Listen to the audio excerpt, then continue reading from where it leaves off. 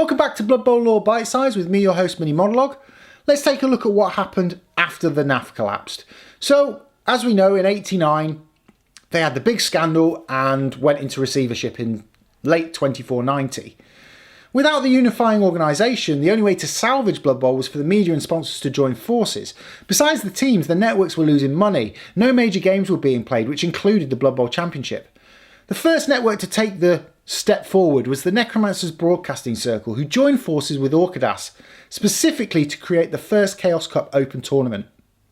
It was funded by the NBC and Orcadas, but was anything but organised. For 3 weeks, the playoffs occurred, where any number of teams could play any matches arranged on their own, the only rule being that they couldn't play the same team more than once.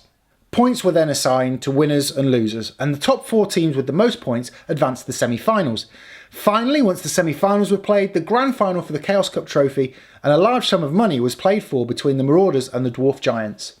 The viewing figures were astronomical for NBC, reaching the viewership of the Blood Bowl Championship of '89. Soon after, the ABC partnered with Bloodwiser in 2491 to put on the Blood Bowl Open.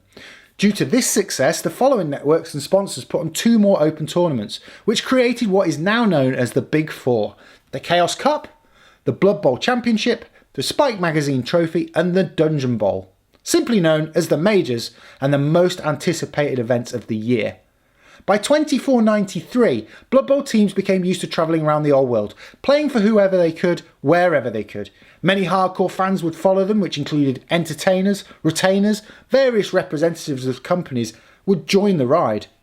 Instead of stadiums owned by teams, cities and towns now own the venues and hold various sundry tournaments to bring in tourism or a bump in trade. These towns will offer to pay for a team to play, and the cash they received is dependent on the number of fans through the door. Teams even got paid for losing. No matter where they play, all teams vied for the chance to get the experience they needed to compete in the 4 majors. Hopefully they can harness and cultivate their team as well as get enough money to support themselves to get to that Blood Bowl Championship. So that's what happened after the NAF. It was saved by the sponsors and the networks. In the next video, we'll be taking a look at religion in Blood Bowl and the mighty god Nuffle. Who is he? What's to do with his sacred number? And what do the other gods think of him? Hopefully you enjoyed this video. Don't forget to like, share, comment and subscribe, and I'll see you next time.